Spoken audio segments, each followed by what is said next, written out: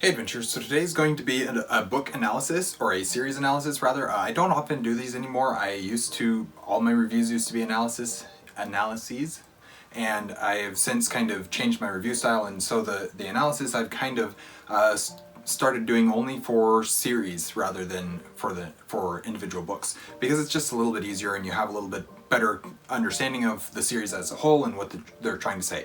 Anyways, so this is going to be a analysis for the Heroes of Olympus series by Rick Riordan. So this is the follow-up series to the Percy Jackson and the Olympian series. I don't own them, these are Kate's books, but I stole them. So there we go, we've got the whole series there. I'll probably only hold up the first book because this isn't going to be fun to hold up.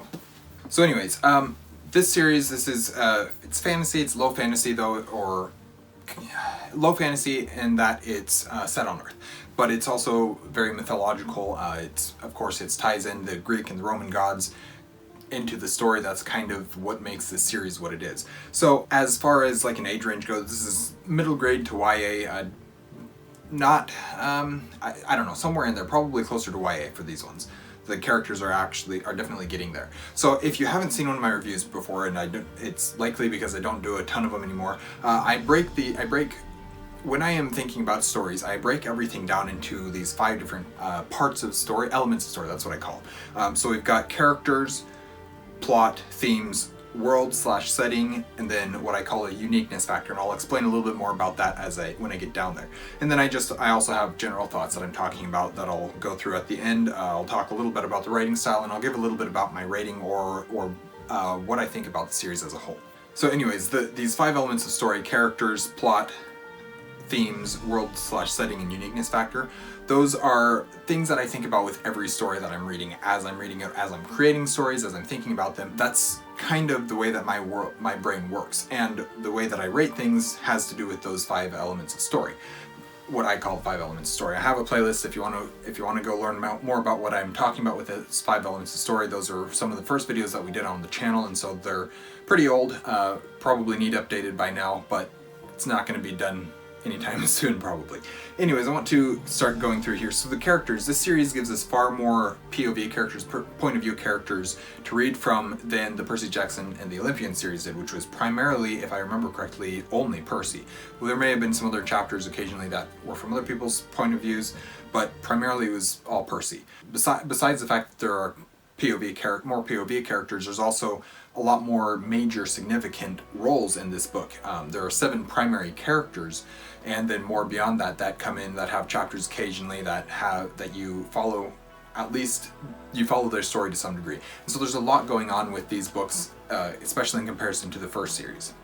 So Percy, of course, is the main character of at least the first series. He's kind of in some ways the main character, one of the main 7 characters of the second series as well. So once again, though Percy is Percy, I should mention this as well. I have an analysis of the Percy Jackson and the Olympian series, so I'll link that as well, and you guys can check that out, and then maybe you'll have some basis for where I'm coming from when I start talking about this series. So anyways, Percy is Percy.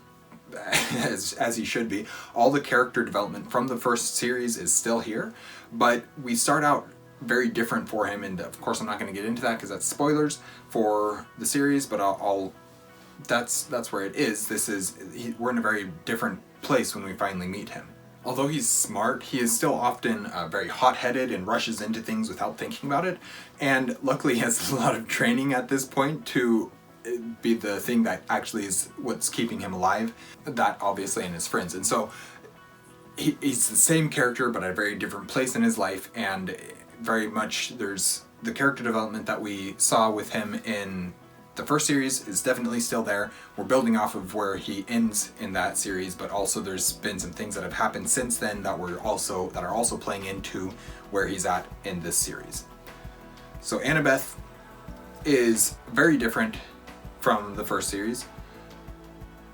She's a very different character in this series, partly due to the things that have happened in between that series and this series, all of which is explained. It's not just left out and you have to it's not character change, it's development that was off screen but that you learn about. So it's the same character, but forced into a very different position than she's ever been in before, to the point of recklessness at some points. A trait she's clearly picked up from Percy, which may or may not be a good thing, and it's not something that's ever really been associated with her before because she is that daughter of Athena. Jason is one of our new characters. He's a child of Jupiter. He's a natural leader and a great friend. You very quickly realize that he's a great character. He's a great friend, somebody that you would want to be friends with and that you would want to have as your friend because he will be there for you. He's clearly got a well-established history and he's a particularly strong warrior. His ties to Camp Half-Blood are far stronger than he could have ever suspected, though, and I'm not going to talk more about that because that's part of the reveals of the books, is why he actually does have ties to Camp Half-Blood. So Piper is a daughter of Aphrodite, and really the character that is created to defy stereotypes for this series. In the first series, that was Annabeth. In this series, it's Piper, though. But as Riordan does, she's far more than just that, and that's, of course, I'm glad that she is, because I don't like archetypes that much.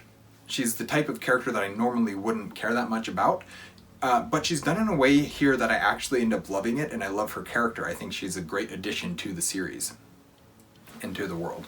She also brings a different skill set to the team that nobody else could have, and one that seems almost useless until you find its uses, at which point it becomes indispensable. And Piper is one of those characters that she's a new character in the series, and she comes in and I'm not sure what I think about her at first, but over the course of the series, she becomes one of my favorite characters in the series. Hazel is another new character for this series. She's a daughter of Pluto and has a crazy story, actually. She's full of her own secrets and is the most close character in the group, meaning closed off. You don't know that much about her. She doesn't want to reveal that much about herself and all that kind of stuff. So close character in the group, but for good reason. She has a hard time opening up, but as she gets comfortable with people, you realize that she is a good person and she just doesn't want to repeat the mistakes of the past, which is admirable. Frank, he's the big teddy bear character. You always got to have one of those. The odd thing is that he's a son of Mars, and so that there's a bit of a conflict there between the big teddy bear character and being a son of Mars, the god of war. So he's supposed to be a great warrior and strategist, but that's not his personality. Again, a character with a super awesome skill set that comes in useful time after time once he learns how to use it, but also an extremely vulnerable character, and there's more to it than just that. I'm gonna leave it at that. He's an extremely vulnerable character. Basically, he's overpowered and needs an actual weakness is what comes up with that's how the book explains it, essentially. Not in those terms, but that's what you find out. And then there's Leo. Leo's the seventh of our group, the lovable goof of a character, again, another archetype to some degree. He's the fish out of water and truly seems to not fit in, even with the rest of his cabin and the rest of the people that he gets in with, that he becomes friends with and all that stuff. And even with our group of 7 here, he is kind of the third wheel or the seventh wheel, as he puts it, in most of the time. And that's it's kind of actually becomes a interesting dynamic with his character mixed into the rest of this group of 7. But in a lot of ways, he's the most valuable member of their team, and he ends up being the one that keeps the team together, kind of the glue for that team in a way, in a sense. So those are the characters. I'll talk a little bit more. I think I have some more to say about that as I get down to my general thoughts, but we'll see. As far as plot goes, the series is quite a bit different than Percy Jackson and the Olympians, in that it isn't about Percy anymore. It is, in that Percy is still one of the main 7 characters, but it's not just about Percy anymore in Percy's story. I will have more on that in a bit, though.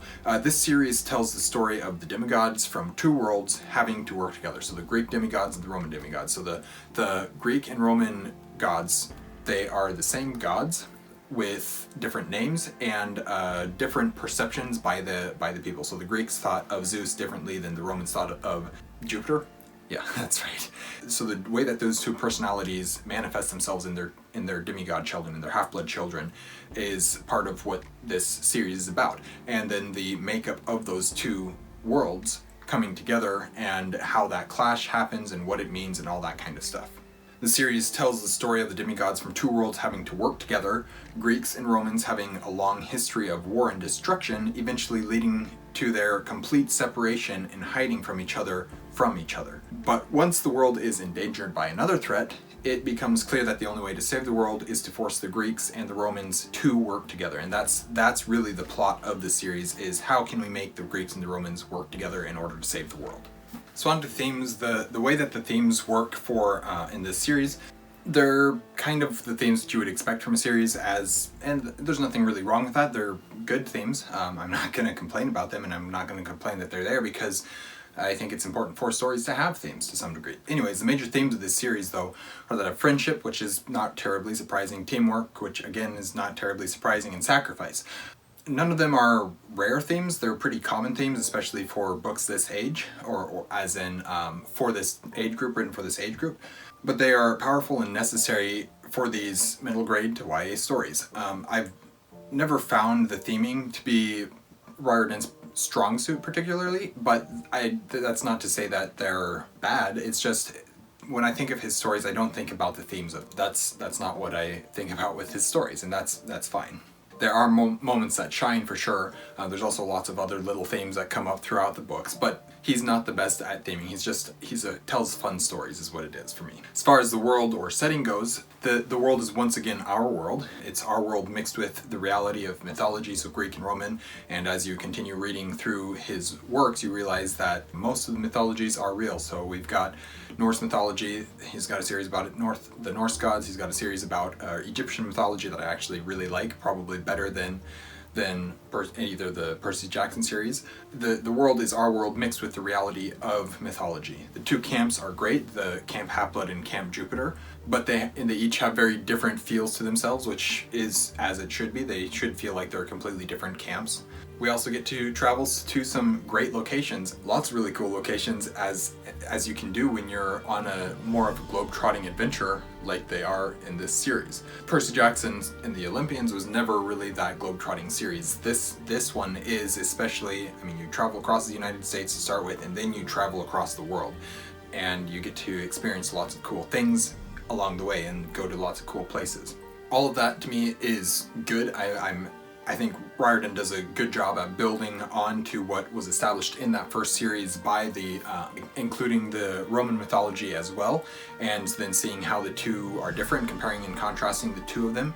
I think that he does a really good job with building out the world from that place, and just starting to see, this world is way bigger than we ever thought with just Percy Jackson. I mean, you think Percy Jackson, this is cool, the Greek gods are real. I mean, Zeus and Poseidon and everything is all real.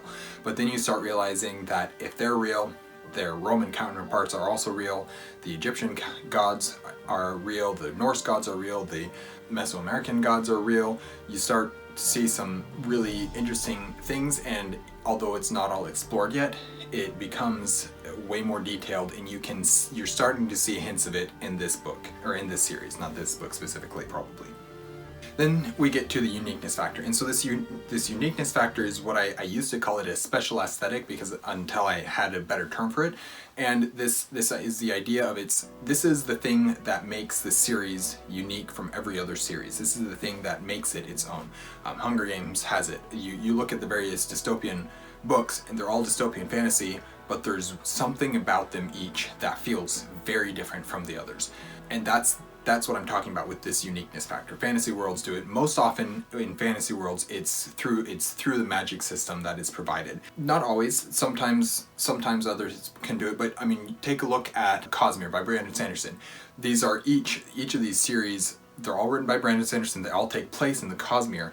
The worlds, they're very different, but there's something about them that feels different from each other. Mistborn feels very different from Stormlight, which feels very different from the three secret projects that are in the Cosmere, or Warbreaker, or Elantris, or any of those other books. The worlds feel very different. There's something unique to each of them, and in Sanderson's, as an example, most of the time it has to do with the magic of those worlds. So that's primarily what I'm talking about with this uniqueness factor, since I don't go over that very often anymore. But as far as it goes with the Heroes of Olympus series, the uniqueness factor here, which would often be the magic system in other series, is that of being children of the Greek and Roman gods. The reality of the gods means that their abilities are passed down to their children to some degree. Maybe not every one of their children gets all of their powers, but some combination of them for sure. So a child of Poseidon doesn't always get all the exact same powers as Poseidon has, for one, but also as every other child of Poseidon would have. That's kind of the whole plot of the Percy Jackson series, so I'm not going to talk more about that. Maybe Zeus would be a better example, but oftentimes the characters have certain, because the gods have so many different abilities and tasks that they do, especially when you start mixing in the Greek and the Roman counterparts and how they're viewed differently, the characters start getting different power sets, skill sets.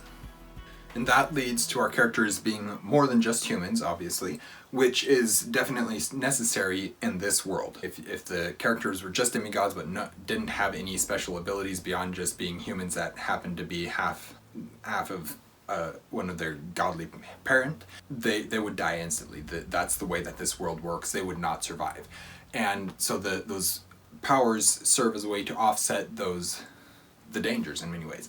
And so that's kind of what the uniqueness factor in this series is. It's that reality of the Greek and Roman gods existing, and then especially it manifesting itself in their children.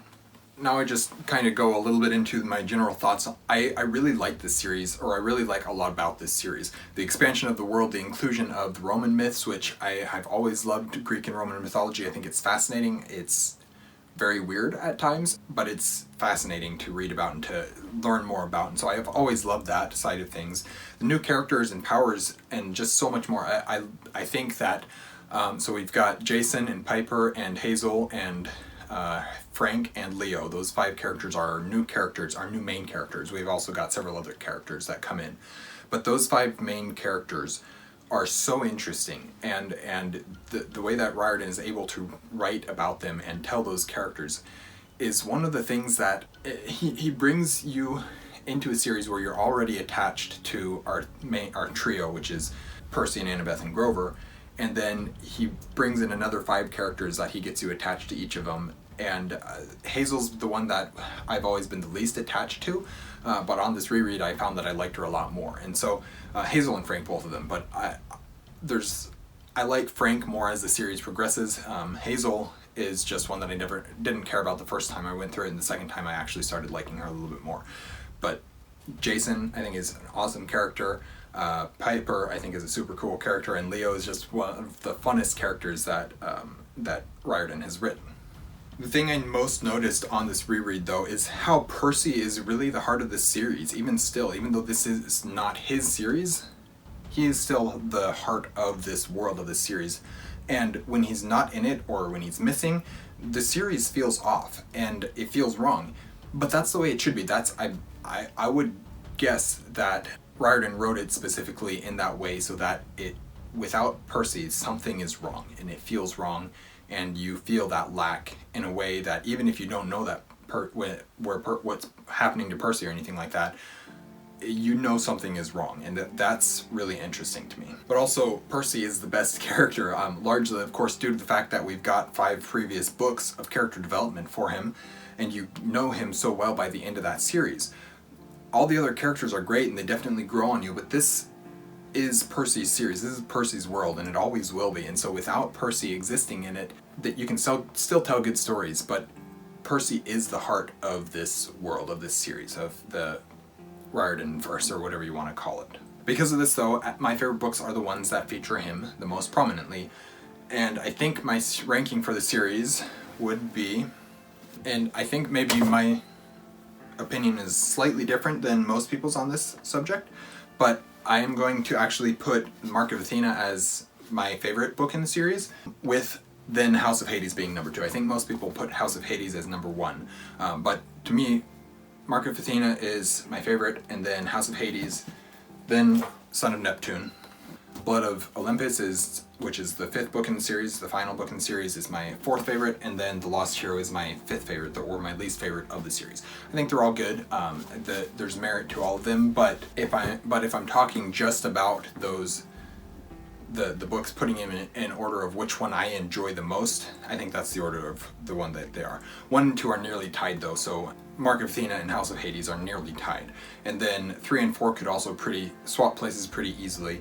Okay, so as to why Mark of Athena is first and not the House of Hades, is that I feel like the stakes are the best in that book. I feel like they're the most personal, the characters' storylines are furthered in ways that make the most sense for the characters, but they're also surprising. And so to me, it's just as an actual story, I think that it's just slightly better than the House of Hades for all the characters. If we're just talking for Percy and Annabeth, then yeah, absolutely, House of Hades is the best. But for the characters as a whole, for the group, for the team as a whole, Mark of Athena is just a little bit better, I think. Then I usually have something, I mentioned the writing style. I don't usually have a ton to say about, or I don't have a ton to say about Riordan's writing style. It's fast-paced and designed for the audience that he's writing for, meaning middle grade to YA readers. It's nothing terribly impressive, but he is a good writer. It's not that anything stands out and yells, oh my goodness, this is the best writer ever, or anything like that, but he's got enough skill that you never feel like you're taken out of the story in any way due to the writing, and you are immersed in the story at the same time. So it's a good writing style. It's not like blow me out of the water, the best writing style I've ever read, or fits me the best, or anything like that. As far as rating the series, I think I'd probably put it as like a 4.5 star rating as a series overall. It's a really solid, fun, and expansive series, but it's not the best series ever, and I don't think you can expect it to be. I'm not sure if I love it more than Percy Jackson and the Olympians or not. There's things about both of them that I like and dislike, and so I think the two best books in the series, or between the 10 books, the first 5 Percy Jackson and the second 5 Heroes of Olympus, are Mark of Athena and House of Hades. I think those are the best 2 books of the 10-book series. So that definitely adds things in favor of this series being better than the first series, but I don't know, it took too long to actually go through and read all of them at the same time. So anyways, that is my analysis for the Heroes of Olympus by Rick Riordan. Thank you guys for watching an Erudite adventure. We are posting a lot of videos at the moment, so we'll see you guys again soon. Stay warm.